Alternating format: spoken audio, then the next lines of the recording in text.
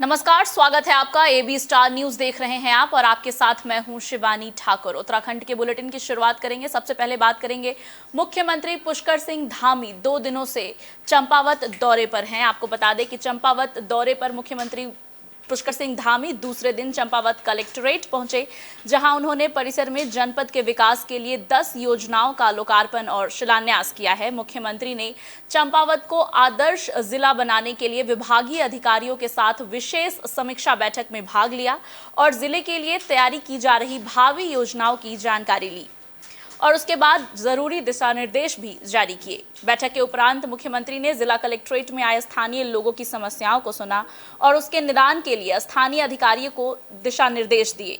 मुख्यमंत्री चंपावत के GIC चौक पर स्थानीय युवाओं के द्वारा नकल विरोधी कानून पारित किए जाने के समर्थन में आयोजित अभिनंदन और आभार रैली में प्रतिभाग करने पहुंचे, जहां स्थानीय युवाओं ने गर्मजोशी के साथ मुख्यमंत्री का सत्कार किया। स्थानीय युवाओं ने पुष्कर सिंह धामी और सांसद अजय टम्टा के साथ चंपावत नगर में आभार रैली निकाली। इस रैली में स्थानीय युवाओं के साथ आम जनमानस ने भी बड़ी संख्या में भाग लिया। मुख्यमंत्री ने जनता को संबोधित करते हुए उत्तराखंड सरकार और केंद्र सरकार के द्वारा क्षेत्र के विकास के लिए चलाई जा रही योजनाओं के बारे में बताया। साथ ही क्षेत्र के लिए आगामी विकास योजनाओं की रूपरेखा का एक खाका भी जनता के सामने रखा।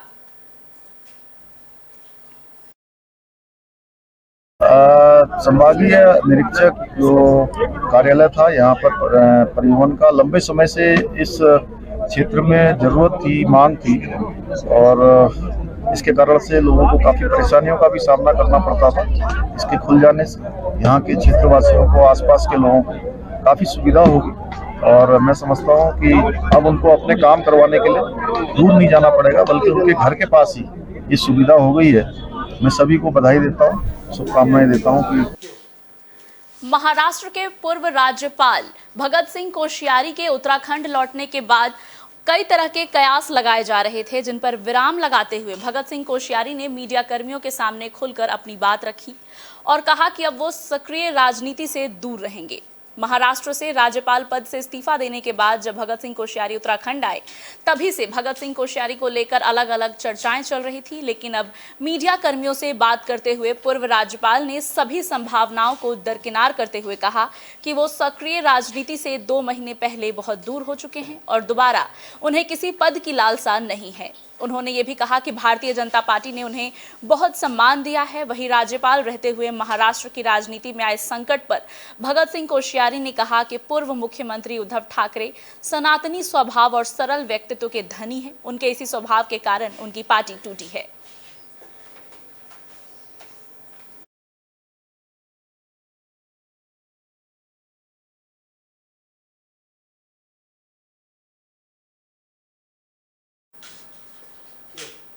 उत्तराखंड में नकल विरोधी कानून लाए जाने से छात्रों में बहुत खुशी है, जो जगह जगह पर आभार रैली निकालकर मुख्यमंत्री पुष्कर सिंह धामी का आभार व्यक्त कर रहे हैं। और इसी कड़ी में यम्बकेश्वर के विधायक रेणु विष्ट ने भी एक रैली निकाली। भाजपा कार्यकर्ताओं ने मुख्यमंत्री पुष्कर सिंह धामी का आभार व्यक्त करने के लिए स्वर्गाश्रम क्षेत्र में ये रैली निकाली है। उन्होंने नकल विरोधी कानून बनाए जाने पर मुख्यमंत्री पुष्कर सिंह धामी का आभार व्यक्त किया। इस मौके पर व्यापारियों ने जगह जगह रैली पर पुष्प वर्षा की। विधायक का माल्यार्पण कर भव्य स्वागत भी किया गया। इस मौके पर विधायक ने कहा कि नकल विरोधी कानून मुख्यमंत्री धामी का एक ऐतिहासिक फैसला है, जो दूसरे राज्यों के लिए भी एक नजीर पेश कर रहा है। भविष्य में इस कानून की बदौलत युवाओं को बहुत लाभ मिलने वाला है।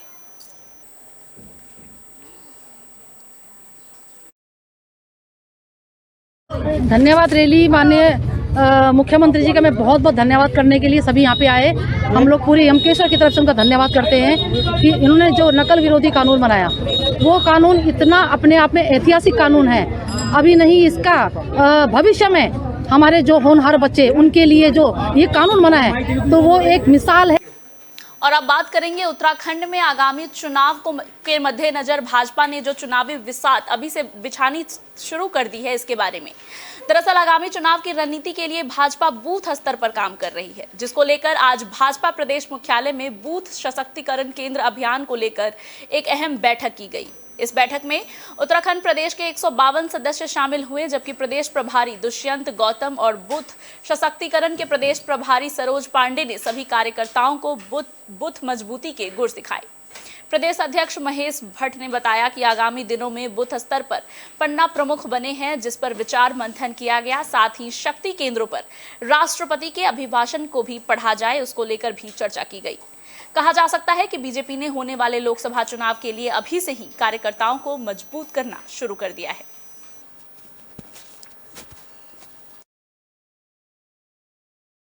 बूथ प्रबंधन की हमारी बैठक है और हमारे प्रदेश के प्रभारी आए हुए हैं, हमारे केंद्रीय नेतृत्व आया हुआ है।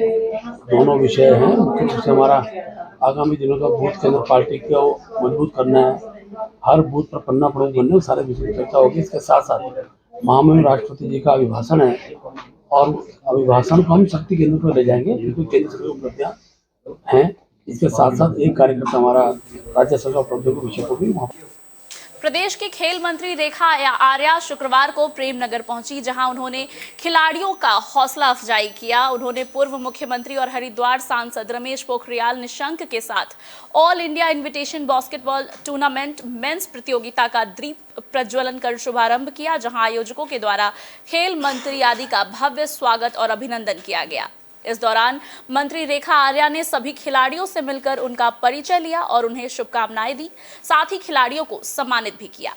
कैबिनेट मंत्री ने कहा कि इस प्रतियोगिता के जरिए हरिद्वार के लोगों को पहली बार बास्केटबॉल के राष्ट्रीय स्तर के खिलाड़ियों को खेलते हुए देखने का अवसर मिलेगा।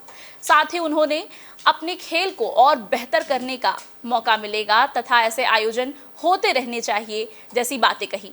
खेल मंत्री रेखा आर्या ने सरकार की उपलब्धियां बताते हुए कहा कि सरकार और खेल विभाग प्रदेश के खिलाड़ियों के लिए कई सारी योजनाएं चला रहा है। खेल विभाग ने 1,500 रुपए प्रति माह की छात्रवृत्ति योजना शुरू की है, जिसे मुख्यमंत्री उदीयमान उन्नयन योजना के नाम से जानते हैं, जिसका फायदा खिलाड़ियों को मिल रहा है। इसके साथ ही जल्द ही खिलाड़ियों के लिए 4% का क्षैतिज आरक्षण कानून लाया जाएगा, जिससे उन्हें सरकारी नौकरी में लाभ मिलेगा। उन्होंने कहा कि स्पोर्ट्स डेवलपमेंट फंड भी बनाने जा रहे हैं। आपको बता दें कि ये प्रतियोगिता 24 फरवरी से 26 फरवरी तक चलेगी। इस 3 दिवसीय टूर्नामेंट में ONGC, eastern railway, army green, Rajasthan police, CISF, Delhi, Punjab police, Indian air force, Chandigarh army के नामचीन टीमें भाग ले रही हैं। हमारा ये लगातार प्रयास रहता है कि विभिन्न प्रकार के एसोसिएशन, चाहे वो बास्केटबॉल के हों, फुटबॉल के हों या हॉकी के हों, हमारी प्रतियोगिताएं होती रहनी चाहिए। और आज इस कार्यक्रम में ऑल इंडिया बास्केटबॉल प्रतियोगिता जो आज विभिन्न राज्यों के लोग यहाँ पर आए हुए हैं, जो कि किसी भी प्रकार से कर्मचारी हैं अथवा किसी न किसी तरीके से डिपार्टमेंट से जुड़े हुए हैं। ऐसे लोगों का प्रतिभाग करने से निश्चित रूप से अपने व्यस्तम समय से जो समय निकाल कर जो इन प्रतियोगिता में भाग लेते हुए खेल को बढ़ावा दे रहे हैं, मैं उनका बहुत आभार व्यक्त करूंगी। और निश्चित रूप से जो एसोसिएशन इसको, बास्केटबॉल एसोसिएशन इसको आहूत कर रहा है। जाट भोटिया समूह का प्रसिद्ध लोसर मेला आटे की होली खेलकर मनाया गया। मेले के अंतिम दिन जाट भोटिया समुदाय के लोग देव डोलियों से सुख संपत्ति की मनौती मांगी और आटे की होली खेलकर उन्होंने अपना त्योहार मनाया। मंगलवार सुबह सभी लोगों ने अपने घरों से पुराने झंडे उतारकर नए झंडे चढ़ाए, जिसके बाद पुराना झंडा और वीरपुर गांव में आटे की होली खेली गई। 3 दिन तक चले इस आयोजन में पहली रात को समुदाय के लोगों ने आतिशबाजी कर दिवाली के रूप में मनाया, जबकि दूसरा दिन हरियाली देकर दशहरे के रूप में मनाया गया।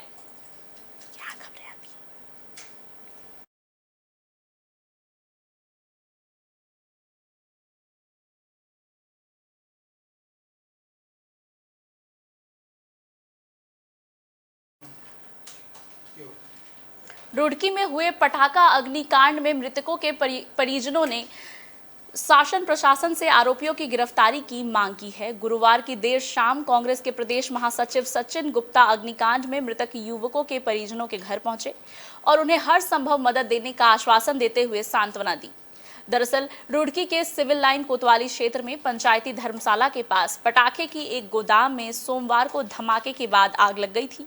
आग इतनी भयंकर थी कि 4 युवकों की जलकर मौत हो गई थी, जबकि 3 युवक घायल हो गए थे। वहीं गुरुवार की देर शाम कांग्रेस के प्रदेश महासचिव सचिन गुप्ता मृतकों के घर पहुंचे और परिजनों से मुलाकात कर उन्हें मदद का आश्वासन दिया।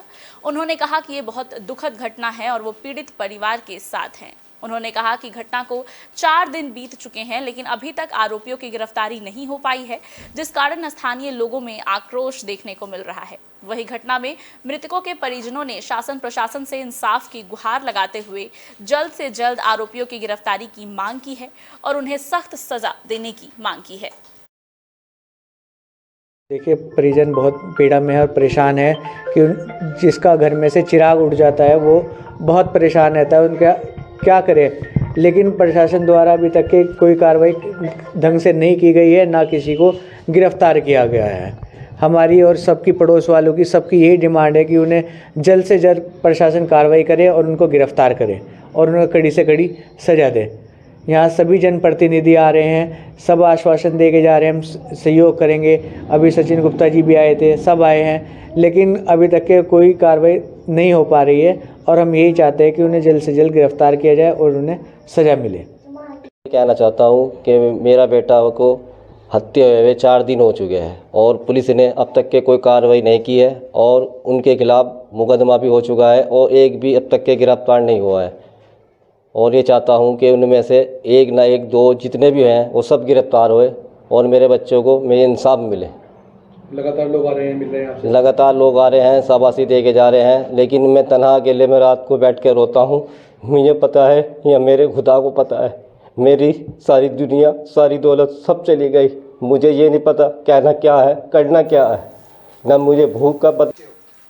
बुलेटिन में अब बात करेंगे 1994 में उत्तराखंड राज्य गठन आंदोलन में हुई हिंसा की, जिसमें आपको बता दें कि 1994 में रामपुर तिहरा कांड के दोषियों को अभी तक सजा नहीं मिल पाई है। 2 अक्टूबर 1994 को दिल्ली जा रहे आंदोलनकारियों पर अत्याचार और 7 लोगों के शहीद होने के मामले में मुजफ्फरनगर के तत्कालीन सिविल लाइन के 22 पुलिसकर्मियों के विरुद्ध अब विशेष अदालत ने कोर्ट में पेश न होने पर गैर जमानती वारंट जारी किए हैं। न्यायालय ने इस कार्रवाई पर उत्तराखंड राज्य आंदोलनकारी और अलग अलग राजनीतिक दलों ने मिलीजुली प्रतिक्रिया दी है और उसे उत्तराखंड वासियों के गांव पर एक मरहम बताया है और सरकार से न्यायालय में पैरवी करने की अपील की है।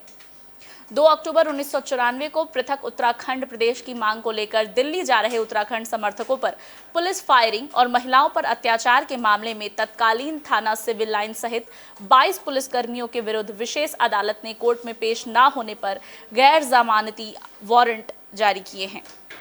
विशेष सीबीआई अदालत जे 7 शक्ति सिंह ने गैर जमानती वारंट जारी करते हुए आदेश दिया। आरोपियों के वकील हाजिर माफी भी रद्द कर दी गई। आपको बता दें कि रामपुर तिहरा कांड में महिलाओं के साथ बलात्कार, महिलाओं पर अत्याचार के आरोप में सीबीआई ने पुलिसकर्मियों के विरुद्ध मामला दर्ज कर आरोप पत्र कोर्ट में दाखिल किया था। कोर्ट में रामपुर तिहरा कांड के 4 मामले अभी तक लंबित हैं। न्यायालय का मामला है, जमानत भी होगी, गिरफ्तारियां भी होगी, तो न्यायालय की पद्धति का अंग है। और क्योंकि दुखद घटना थी, इसको स्वाभाविक रूप से मानते हैं कि कानून अपना काम करेगा। खुशी की बात यह है, देर से सही मगर न्याय कोर्ट से मिलने की उम्मीद है। 3 मार्च को अब क्या फैसला आएगा ये तो भविष्य के गर्भ में है, मगर उत्तराखंड क्रांति के नेता होने के नाते हमें पूरी उम्मीद है कि जिस केस को सत्ताओं ने दबाने का प्रयास किया, उम्मीद कोर्ट से जगी है और हमें पूर्ण उम्मीद है कि कोर्ट जिस दिन इसमें अपना फैसला देगी उस दिन उत्तराखंड के शहीदों को शांति मिलेगी, राज्य के तमाम जनमानस को खुशी मिलेगी। निश्चित तौर पर ये राज्य आंदोलनकारियों के, उत्तराखंड के जनता के घाव पर एक मरहम की तरह काम करेगा और निश्चित तौर पर अब लग रहा है कि इस मामले में कुछ गंभीरता से सुनवाई होगी और हो सकता है कि राज्य आंदोलनकारियों के दोषियों को, उत्तराखंड के लोगों के जनमानस को जिन्होंने पीड़ा पहुंचाने का काम किया, ये विभत्स हत्याकांड में जो अधिकारी और पुलिस के लोग शामिल हैं, उनको हो सकता है कि सजा हो और निश्चित तौर पर ये एक अच्छा कदम होगा। इससे उत्तराखंड की जनता में, जनमानस में एक अच्छा संदेश जाएगा और निश्चित तौर पर इससे राज्य की जनता और आंदोलनकारियों के घावों पर जैसा। देहरादून नगर कोतवाली में टैक्स चोरी और फर्जीवाड़े का एक मामला सामने आया है। आपको बता दें कि इस मामले में 3 कारोबारियों पर फर्जी दस्तावेज बनाकर एक फर्जी कंपनी खोलने और 24 करोड़ का टैक्स चोरी कर ब्लैक मनी को व्हाइट करने का आरोप लगाया गया है और कोतवाली में तहरीर सौंपी गई है। इस मामले में एसीपी क्राइम सर्वेश पवार ने जानकारी देते हुए बताया कि 3 लोगों ने मिलकर नेशीविला रोड के इंदिरा नगर में आयरन स्क्रैप की कंपनी 21 अप्रैल 2022 में खोली थी और इसमें लगभग 8 महीने तक इन्होंने सरकार को अपना टर्नओवर 120 करोड़ रुपए दिखाया और आईटीसी क्लेम किया। एसपी क्राइम ने बताया कि जीएसटी विभाग के अधिकारियों ने करीब 25 करोड़ के टैक्स की चोरी का आरोप लगाते हुए कोतवाली नगर में मुकदमा दर्ज कराया है, जिसकी जांच की जा रही है। हमारा सेंट्रल जीएसटी डिपार्टमेंट है, इनके द्वारा एक कंप्लेंट जो है वो पुलिस को प्राप्त हुई, जिसके आधार पे 71/23 जो एक क्राइम नंबर है FIR रजिस्टर की गई है। इसमें बेसिकली 3 लोग हैं, संजय ठाकुर, शाहरुख मोहम्मद और एक हमारा सुनील कुमार। इन लोगों ने बेसिकली हमारे जो देहरादून में ये इंदिरा कॉलोनी नेशविला रोड है, यहाँ के एड्रेस पर फर्जी और कूट रचित जो है डॉक्यूमेंट्स के आधार पे कंपनी बनाई और उन कंपनी के आधार पर इन्होंने बेसिकली अपना बिजनेस दिखाया आयरन स्क्रैप का।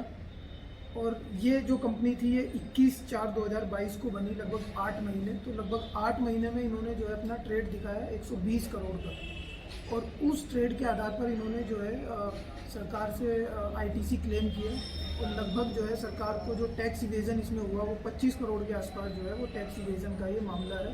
इसमें पुलिस ने जो है वो FIR रजिस्टर कर दी, विवेचना जो है वो अब प्रचलित है, आगे जो भी कार्रवाई होगी वो ओके होगी। उत्तराखंड के इस बुलेटिन में मेरे साथ फिलहाल इतना ही। दीजिए इजाजत। लगातार खबरों का सिलसिला आगे भी जारी है, देखते रहिए AB स्टार न्यूज़।